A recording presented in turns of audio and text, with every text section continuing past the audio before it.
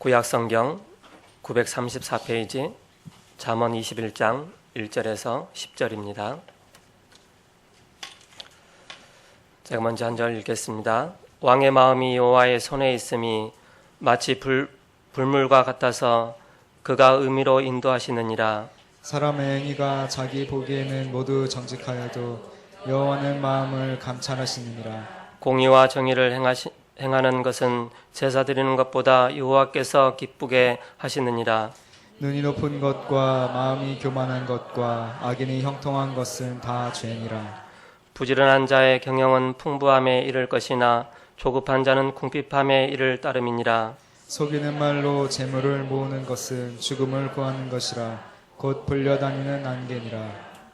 악인의 강포는 자기를 소멸하나니 이는 정의를 행하기 싫어함이니라. 죄를 크게 범한 자의 길은 심히 구부러지고 깨끗한 자의 길은 고드니라. 다투는 여인과 함께 큰 집에서 사는 것보다 움막에서 사는 것이 나으니라. 악인의 마음은 남의 재앙을 원하나니 그 이웃도 그 앞에서 은혜를 잊지 못하느니라. 아멘. 세움 찬양대 이후에 말씀개혁이라는 말씀으로 목사님 말씀 전해 주시겠습니다.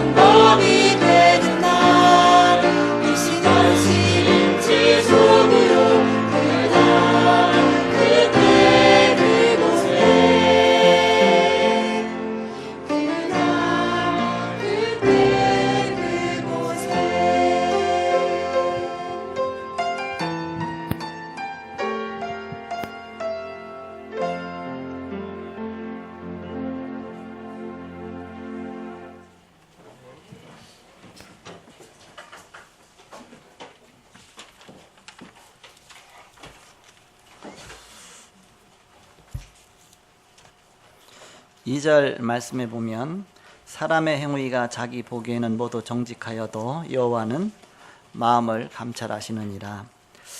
구원은 사람의 행위에 달려 있지 않고 하나님의 기준에 달려 있습니다. 바로 하나님 말씀 따라 우리는 구원받고 또 말씀이 우리의 인생의 기준이 되죠. 그래서 말씀 개혁이란 그런 제목으로 하나님의 말씀을 함께 나누고자 합니다. 지난 주간에는 복음 개혁이란 그런 말씀을 주셨습니다. 마틴 루터가 1517년 종교개혁을 했는데 그때부터 그 중세 캐톨릭으로부터 잘못되었던 많은 부분을 그 속에서 다시 복음을 회복하는 그런 축복이 임했습니다. 그래서 개혁이 뭐냐? 개혁은 원래 것을 되찾는 것이다. 잃어버린 원래 것을 다시 회복하는 것이다. 그것이 개혁이다. 그래서 우리는 복음개혁부터 되어져야 된다. 그럼 복음개혁이 되어지면 그 다음 따라오는 것이 삶의 개혁까지 따라오는 것입니다. 우리 삶 자체가 바로 복음이 우선되는 삶 속에서 나오는 그런 축복, 그것이 바로 삶 개혁까지 가져야 되죠. 오늘 서론적으로 하나님은 말씀의 하나님이십니다. 창세기 1장 1절에 보니까 하나님은 천지 창조를 하시는데 말씀으로 창조하셨습니다. 그래서 하나님이 가라사대 그랬죠. 빛이 있으라 하시니까 하나님 말씀하시니까 그대로 성취가 됐습니다.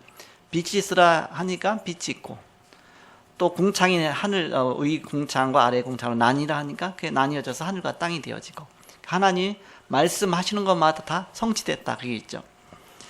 그래서 이사야 40장 8절에 보니까 푸른 마르고 꽃은 시드나 여호와의 말씀은 영영이 서리라 그랬습니다.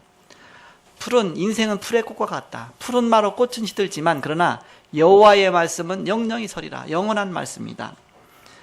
마태복음 5장 17절에서 18절에 보니까 마태는 뭐라고 기록합니까?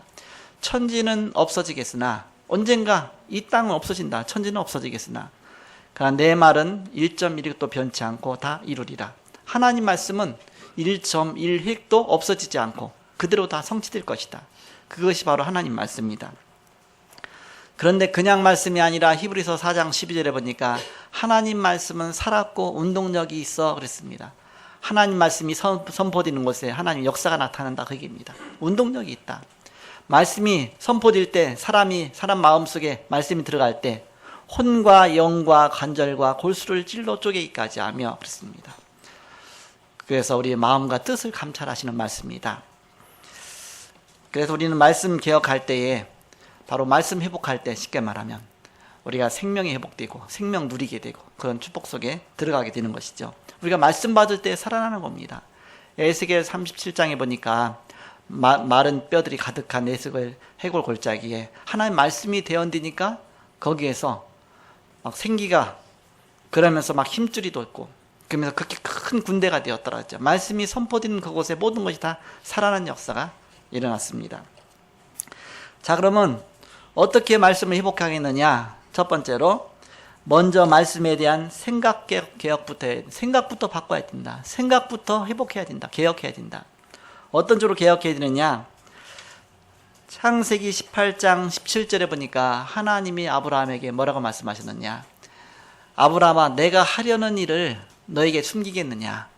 내가 하려는 일을 너에게 숨기겠느냐?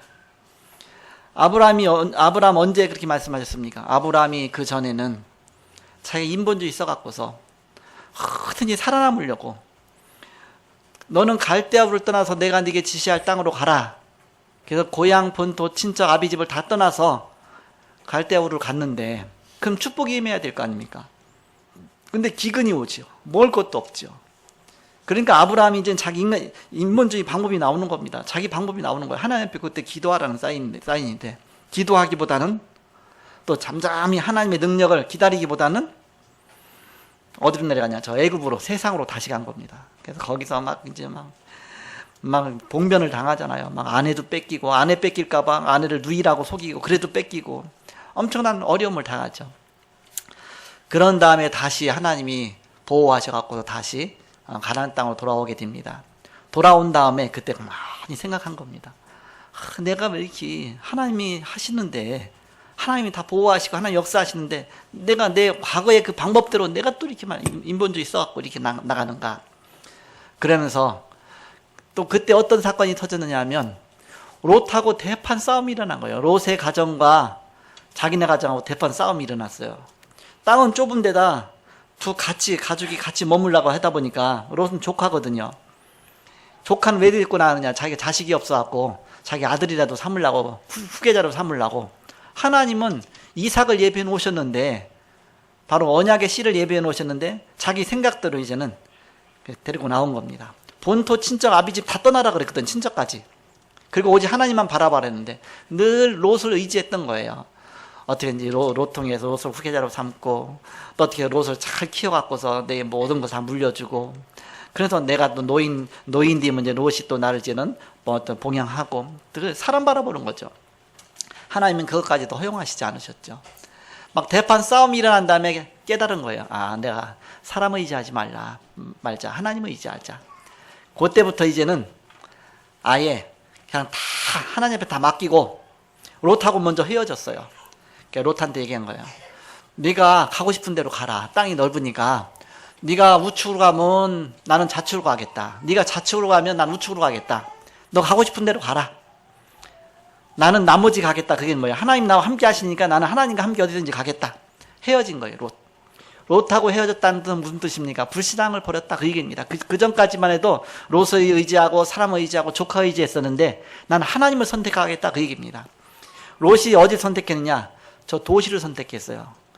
롯이 족하면 자기를 또 데리고 와서 여기까지 왔는데 그럼 삼촌을 대접할 거 아니에요. 삼촌이 먼저 좋은 데 선택하세요. 그래야 되는데 자기는 도시 좋은 곳 선택하고서 산지를 남겨놓은 거예요. 아브라함은 산지를 간 거예요. 어쩔 수 없이. 그렇지만 하나님은 롯에게 함께 하신 게 아니라 아브라함에게 함께 하셨어요. 산지로 가니까 결국 어떻게 해요? 그냥 그 산에다가 이제 그다음부터는 롯을 바라보고 의지했었는데 자기는 나이도 점점 많아지고 하나님 의지하기 위해서 상수리나무, 도토리나무, 큰 도토리나무 밑에다가 단을 싼 겁니다. 돌멩이 갖고서 제단을 싼 거예요. 예배 단을. 그리고 거기다 하나님 앞에 예배하면서 거기에 엎드려 갖고 하나님 앞에 기도하기 시작한 겁니다. 본격적으로 이제 날마다 하나님 바라고 기도한 거예요. 요때부터 이제 하나씩 풀리기 시작한 겁니다. 그렇게 막 먹을 것도 없고 기근이 임하고 하느님마다 안 되고 막 대판 집안 싸움이 일어나고 늘 안 됐는데 하나씩 하나님이 해결해 주시는 거예요.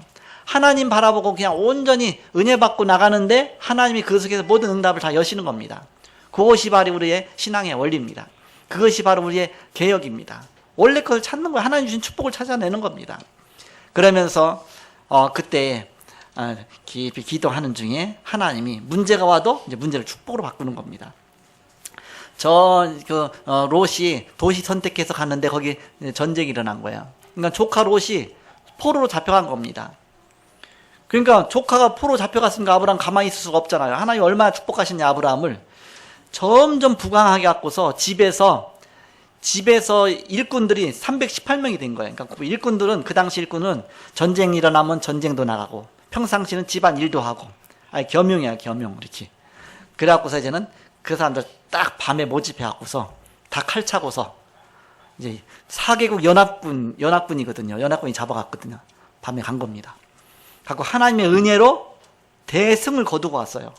그러니까 그 연합군을 다 파했으니까 얼마나 많은 그 전리품이 나왔겠습니까? 막 전리품과 막 포로들 다 잡아갖고 오는 겁니다. 이렇게. 줄줄이 끼어갖고서 이제는 이렇게 쫙 포로들 데리고 오겠죠. 이렇게 그 318명이. 그 정도로 하나님이 축복하신 겁니다. 그래서 조카도 찾고 나중에는 조카 롯은 그 은혜 속에 못 들어가는 겁니다. 점점 그 도시가 점점 타락하면서 조카 롯도 함께 타락한 겁니다. 그 가정도 복음 전해야 되는데 가서 그 소돔과 고모라를 살려야 되는데 오히려 복음 전하지 못하고 거기 물들어 버린 거예요. 자녀들도 그렇고 아예 그 문화 속에 그러니까 흑암 문화 속에 하나님께서 이 소돔과 고모라를 내가 멸망시켜야 되겠다. 더 이상 놔둘 수가 없다. 재앙이 임할 것이다. 그러면서 그 재앙이 임하기 전에 하나님이 그 아브라함이 기도하는 중에 천사를 보내서 깨닫게 하신 겁니다. 그래서 뭐라고 말씀하셨냐? 내가 하려는 일을 너에게 숨기겠느냐? 그러면서 너는 엄청나게 축복받고 크게 될 것이다. 아브라함에게. 그렇지만 저 소돔과 고모라 땅에는 재앙이 임할 것이다. 미리 답을 주시죠. 그렇지. 그때 나온 것이 롯의 중보기, 아브라함의 중보기도가 나온 겁니다.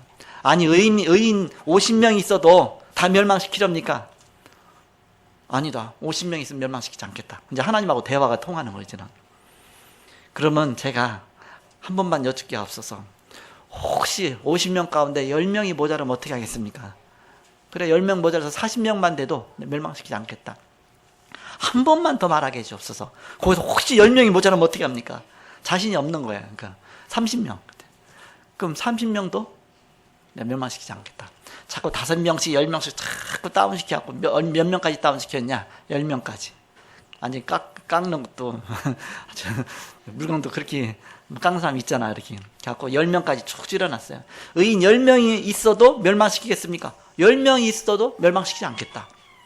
아브라함이 생각하기에 롯이 나한테 배운 게 있는데 가서 전도는 했겠지. 10명 정도는 전도했겠지. 설마. 가서 보니까 한 명도 전도를 안 했어. 자기네 식구도 다, 사위도 다 전도를 못했어. 사위가 하나님 말씀 들을 때 농담으로 여겼다 그랬거든요. 그 정도로 그 현장을 변화시키지 못한 거예요. 그러니까 의미 10명이 없어서 재앙이 임한 겁니다. 소돔과 고모라가 그렇게 타락한 것이죠. 그래서 하나님은 우리가 생각을 바꾸기를 원하십니다. 어떤 생각? 하나님은 하나님께 정말 언약 붙잡고 깊이 기도하는 사람에게 하나님이 미래를 알리시고 앞으로 하나님 되어질 것을 깨닫게 하시고 중요한 인생에 대한 해답을 깨닫게 하신다. 그래서 우리가 아브라함처럼 모든 하나님을 맡기고 기도 속으로 들어가면 하나님은 나의 가정에 대한 거, 나 자신에 가는 거, 또 이제는 교회에 가는 거 모든 하나님이 깨닫게 하시고 그래서 요한복음 14장 26절 27절에 보니까 성령의 보혜사가 너희 속에 계시겠습니다. 그랬죠. 그러면서 너희를 생각나게 하시고 가르치시고 진리 가운데 인도하신다. 성령이 내 안에 계시면서 나를 깨닫게 하시고 나를 인도해 나가시는 거예요. 그런 축복을 우리에게 이미 주셨습니다. 그래서 주님께 기도하라 그입니다. 하나님은 미리 깨닫게 하신다. 아브라함에게 나의 하려는 일을 너에게 숨기겠느냐? 그러면 사실적인 쭉 말씀하시죠. 우리가 기도할 때 하나님은 그렇게 깨닫게 하시는 거예요. 그러면 그 속에서 말씀의 인도 받아 나가면 정확한 바로 하나님의 계획 속에 가게 됩니다. 그렇지 않으면 이리 치고 저리 치고 이렇게 해서 해보면 이것도 안 맞고 저렇게 하면 저것도 안 맞고 또 이렇게 하면 또 될 것 같아. 왜 내가 그동안 과거 살아온 머리가 있잖아요. 그런데 안 맞아도록 내가 똑똑하면 그러면 다 성공한 게요. 똑똑하다고 다 성공하는 게 아니죠. 하나님 은혜를 받고 하나님 인도받아야 되는데 그래서 요한일서 2장 20절에서 27절에 보니까 기름 부음이 너희를 가르치겠다 그랬잖아. 아무도 너희를 가르칠 필요가 없고 기름 부음이 너희를 가르칠 것이다. 성령의 기름 부음으로 우리를 가르치시고 인도하시고 역사하신다. 그렇다면 그 축복 속에 들어가라. 그래서 그 디모데후서 3장 14절에서 17절에 보니까 하나님의 말씀은 성령의 감동으로 된 것이다 그렇습니다. 그래서 의의 바로 의로 교육하기에 유익하다 그랬죠. 그래서 하나님 말씀 따라 우리는 성취될 말씀으로 믿고서 우리는 가는 겁니다. 하나님 말씀 따라가는 것이죠. 구원에 이르는 지혜가 있게 하느니라 했습니다. 자, 계시록 1장 1절에서 3절에 보니까 그래서 이 예언의 말씀을 읽는 자가 복이 있고 듣는 자가 복이 있고 그 가운데 기록된 것을 지키는 자가 복이 있다 그랬습니다. 하나님의 말씀은 예언의 말씀이기 때문에 미리 주신 말씀이기 때문에 매주 강단에서 우리에게 하나님 말씀 주시잖아요. 그거는 이 시간 듣고 그냥 흘려버리라 그런 말씀이 아니라 한 주간 동안 내게 닥쳐야 될 내가 가야 될 현장을 두고서 하나님 미리 말씀을 주신 겁니다. 그 다음 이 말씀을 붙잡고 현장 속에 들어가면 나의 하는 일 속에 들어가면 그 속에 답이 되는 겁니다. 그 답을 찾아내라 이렇게. 그러다 보면 이제는 하나님은 미리미리 말씀을 주시는구나. 미리미리 강단에서 주신 말씀 붙잡고 가니까 하나님이 승리하게 하시고 성공하게 하시고 성취되게 하시는구나. 그 속에서 나에게 중요한 답을 주시는구나. 그게 말씀 따라가는 삶입니다. 그래서 우리는 내 생각부터 개혁해야 된다. 하나님은 말씀을 주신다. 이 말씀 내게 성취될 말씀이다. 그래서 이 성취될 말씀 붙잡고 가면 반드시 하나님은 그때그때 미리미리 답을 주시기 때문에 우리는 방황할 필요가 없다. 이게 안 되어지면 점치러 가야 돼요. 이렇게. 불신자처럼 점치러 가서 내가 동쪽으로 가야 됩니까? 서쪽으로 가야 됩니까? 이사할 때도 어디로 가야 됩니까? 그러면서 또 내가 직장 잡아야 해도 어떤 직장이 좋겠습니까? 결혼할 때도 그러면 내가 이 사람하고 결혼해야 됩니까? 안 됩니까? 막 사주 보고 점치고 뭐 하고. 그렇게 귀신에게 속아서 사는 그런 삶을 살 수밖에 없어요. 그러나 우리는 하나님 나와 함께 하신다. 하나님은 말씀을 통해서 내 인생을 인도하신다. 그렇다면 우리는 정상적인 신앙생활하면 자연히 하나님의 인도받게 돼 있는 겁니다. 그래서 주일날 강단 말씀에 은혜 받고 그 말씀 일주일 내내 묵상하고 기도하고 그러면서 그 가운데 나의 주의 말씀 나의 길이요 나의 길의 등이요 빛이 돼서 그 말씀 따라 말씀 생각하면서 한 주간 한 주간 방향도 또 이제 여러 가지 선택도 또 결정도 그렇게 인도받아 나가는 겁니다. 너무 그게 이제 무당한테 가서 점치듯이 신앙생활 하니까 이제 너무 답답해. 뭔가 결정할 일이 있는데 이걸 어떻게 결정해? 나 기도는 안 되고. 그러니까 성경 팍 넘기다가 그냥 탁 찍어 그냥 아무데나 탁 찍어갖고서 점치듯이 이거. 그랬더니 도적질 하지 말고 뭐도 나올 수도 있거든요. 야 어떻게 이걸 알았지? 그래갖고 또 그거는 점쟁이식이지 하나님 그렇게 하시지 않습니다. 이렇게. 말씀을 깨닫게 하시는 겁니다. 이렇게. 우리에게 깨달음을 주셨잖아요. 깨닫게. 그래서 말씀 들을 때 깨달음 주시고 그 말씀 붙잡고 또 기도할 때 깨달음 주시고 그 속에서 기도 제목이 나오게 하시고 그걸 주셨는데 우리는 그게 안 되어지니까 이제 답답해갖고 그냥 불신자고 똑같이 사는 거예요. 이렇게. 너무 답답한 나머지 점치러 가는 겁니다. 이렇게. 그러면 귀신이 속이죠. 요한복음 8장 44절 너희 아비 마귀. 그러니까 거짓말에 속이 바로 거짓말쟁이 그랬잖아요. 사단이 속이죠. 이렇게. 그래서 우리는 말씀 따라가는 것이다. 자, 두 번째는 내용 개혁입니다. 내용 개혁이란 무슨 뜻이냐면 성경의 내용, 하나님 말씀의 내용이 뭐냐? 그걸 회복하라 그 얘기입니다. 개혁은 원래 그걸 회복한다 그랬죠. 하나님 말씀은 세 가지 속에서 기록이 되어 있습니다. 어떤 사람은 이것을 뭐 이렇게 윤리를 연구하기 위해서 하는 사람도 있고, 어떤 사람들은 또 뭐 이렇게 율법적으로 보는 사람도 있고 여러 가지 보는 사람 있잖아요. 이렇게. 어떤 사람은 또 이제는 영적으로만 보는 사람도 있고, 어떤 사람은 또 이제는 뭔가 이렇게 뭐 이렇게 하여튼 자기 잣대 갖고 여러 가지 보잖아요. 그런데 성경은 세 가지 측면에서 기록된 겁니다. 첫 번째는 구원 중심으로 기록됐습니다. 성경, 구약, 신약 전체는 우리를 구원하시기 위해서 주신 책이다. 그래서 구원의 책이다. 성경에만 구원의 길이 바로 기록되어 있습니다. 그래서 요한복음 14장 6절에 내가 곧 길이요 진리요 생명이니 나로 말미암지 않고는 아버지께로 올 자가 없느니라. 사도행전 4장 12절에 다른 이로서는 구원받을 수 없나니 천하인간의 구원받을 만한 다른 이름을 우리에게 주신 이 없다. 오직 말씀 예수 그리스도 그 복음 갖고 우리가 구원받는 거지 다른 길을 주신 것이 없다. 구원의 책입니다. 구원의 책. 두 번째, 성경은 어떤 책이냐? 육신적으로 기록한 것이 아니라 영적인 것을 기록한 겁니다. 영적인 것을 기록하다 보니까 우리가 이해 못하는 부분도 있죠. 이렇게.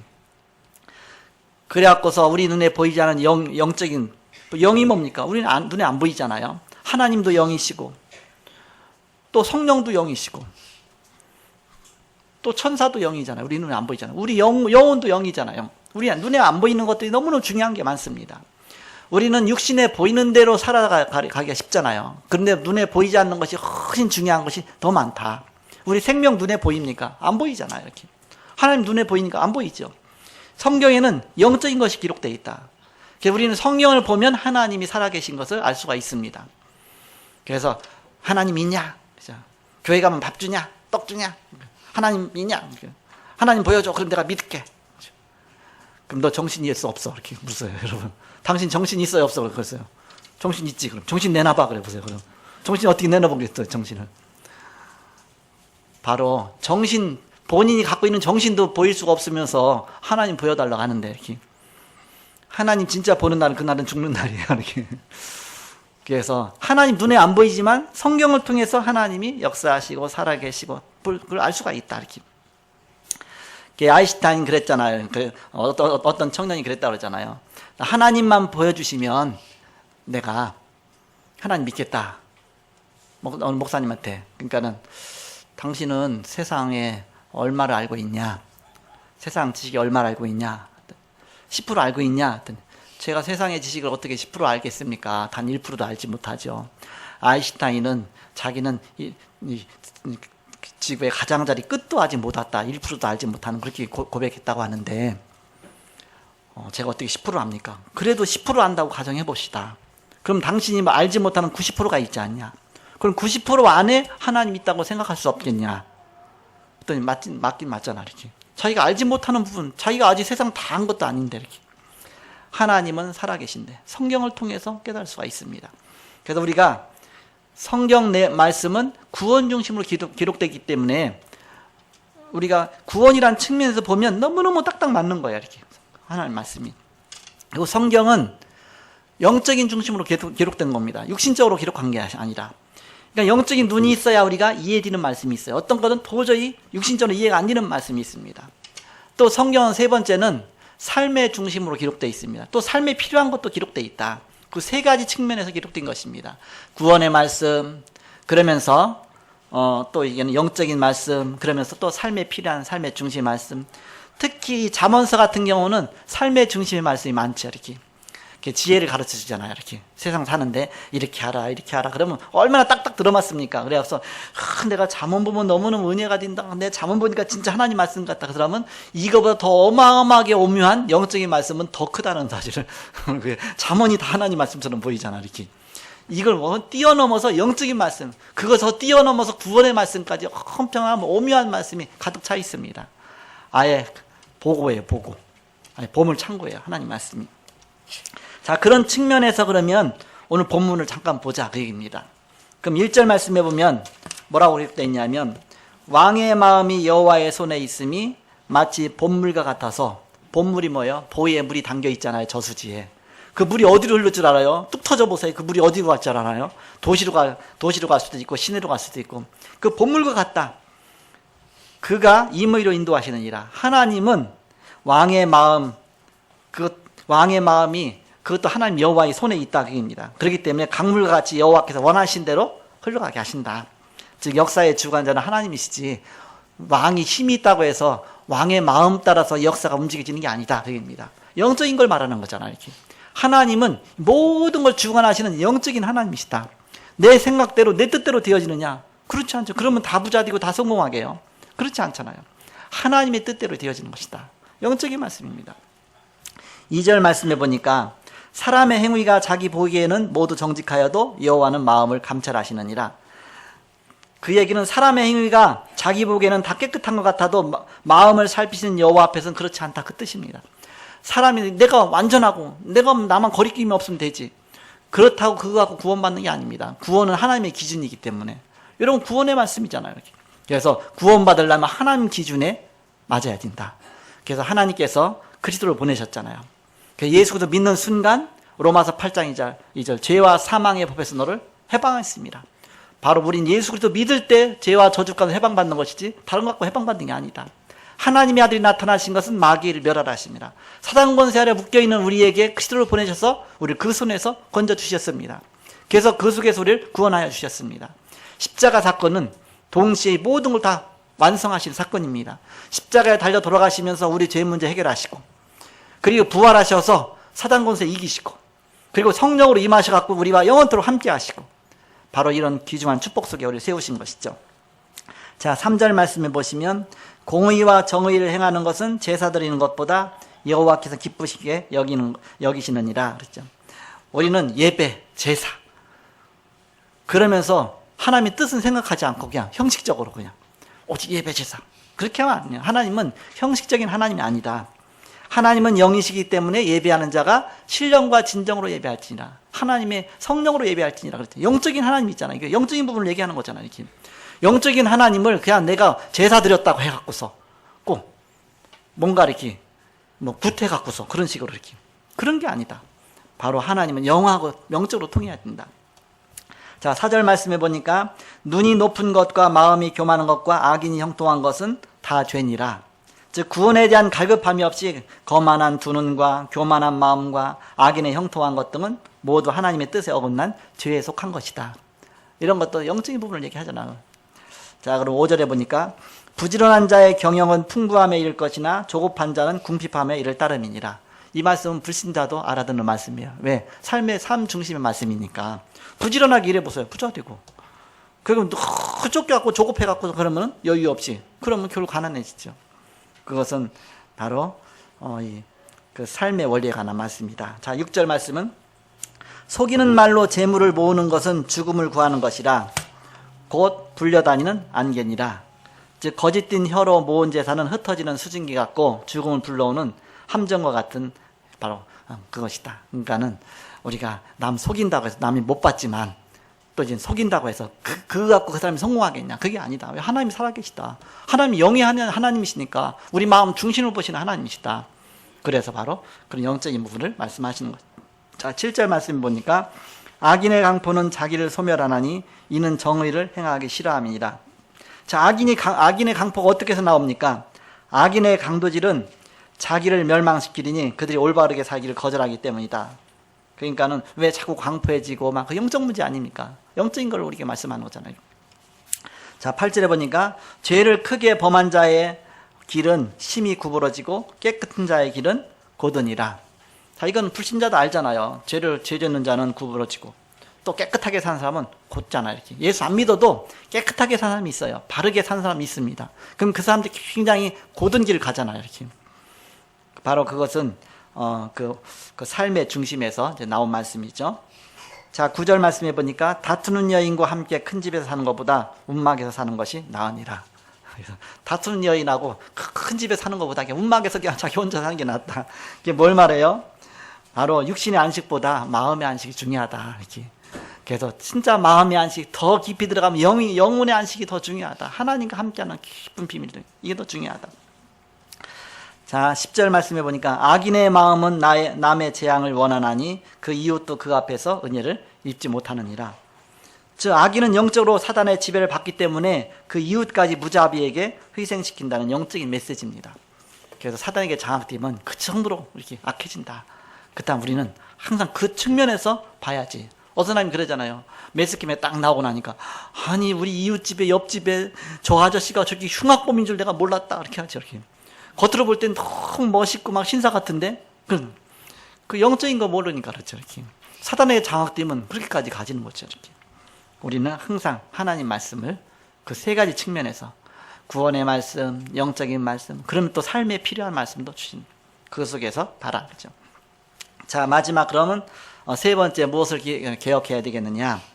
말씀 잡고 신앙개혁까지 가져야 된다. 신앙개혁.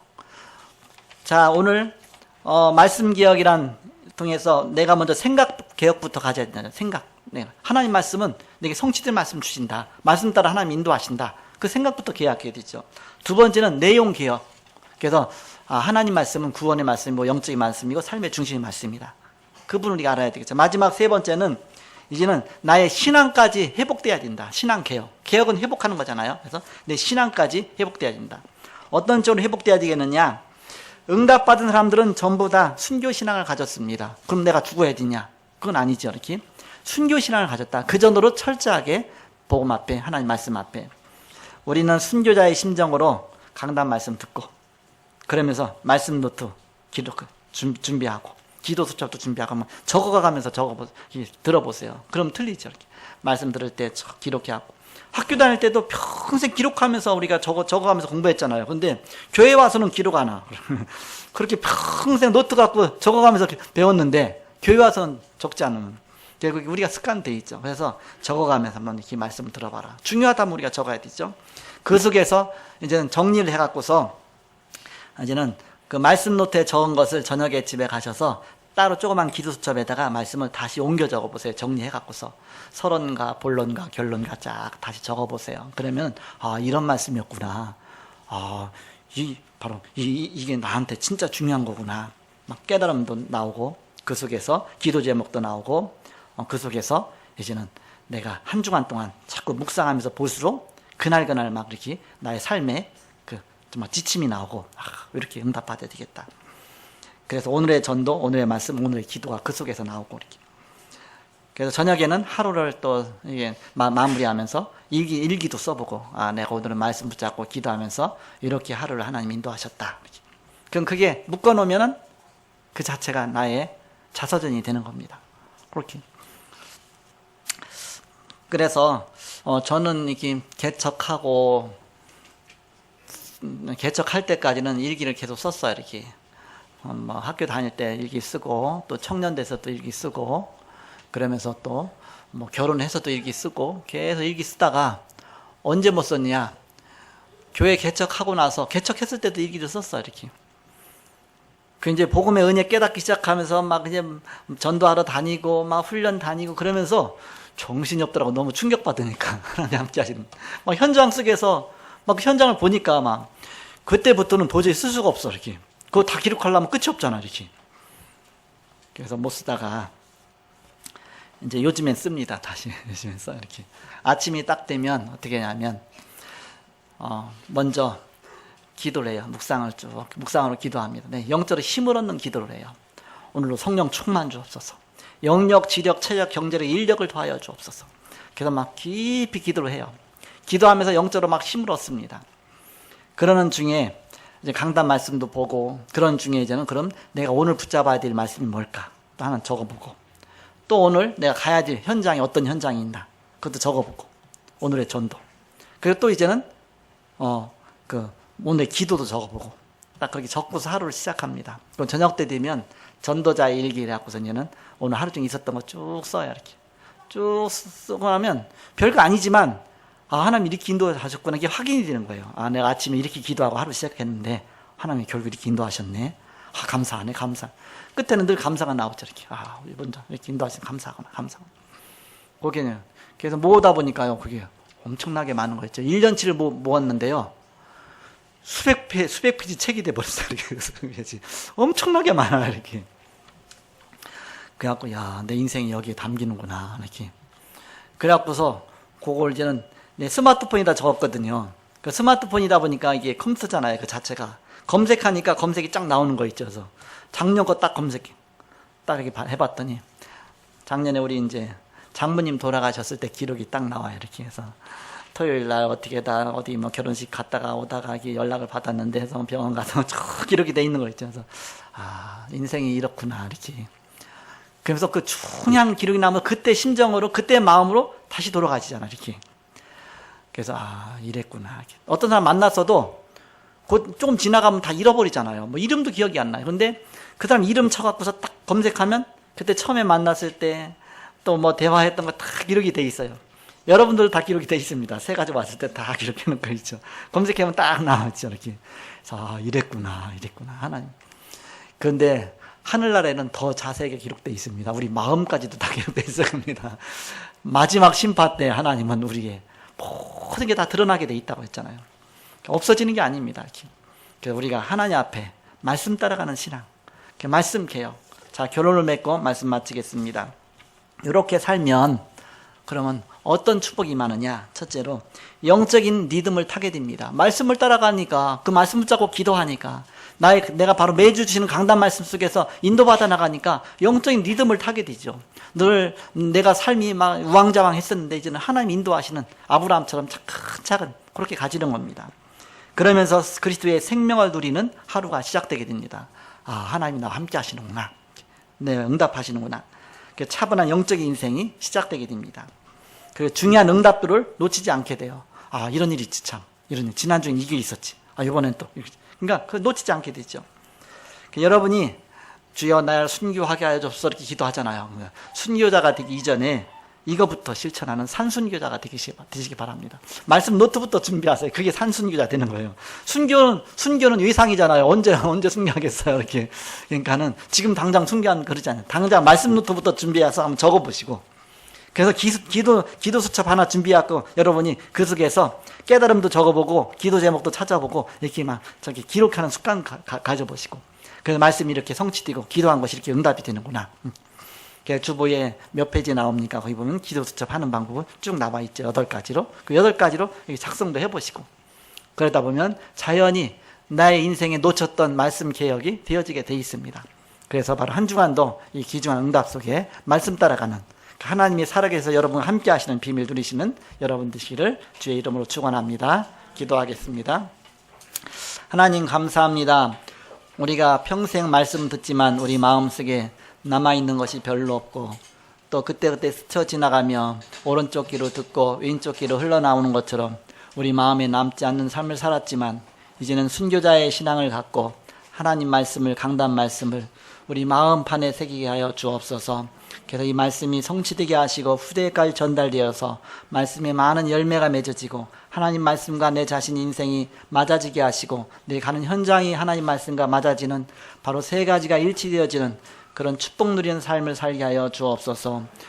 그래서 우리의 삶의 말씀 개혁이 이루어져서 말씀 따라가는 마틴 루터처럼 또 이제는 칼빈처럼 또 많은 그런 사도 바울과 주의 종들처럼 바로 말씀의 사람이 되게 하여 주옵소서. 주 예수 그리스도의 이름으로 기도하옵나이다. 아멘.